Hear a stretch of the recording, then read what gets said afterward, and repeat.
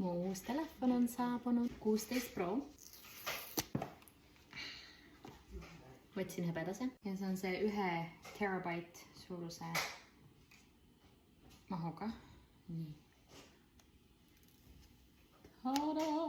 On selle ekraani kaitse siin kohe olemas. Aegselt tõmbab mulli välja.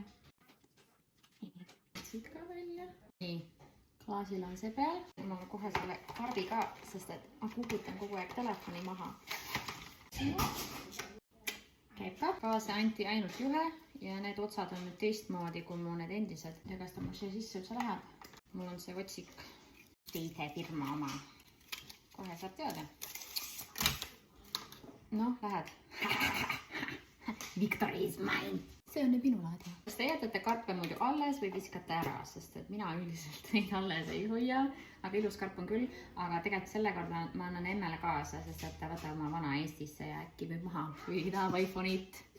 Nüüd ma pean selle tööle saama, sest et mul on vaja kõik siia panna oma vanast telefonist ja vana tühjaks kustutada, et emp saaks sellega juba paari päeva pärast Eesti tulla.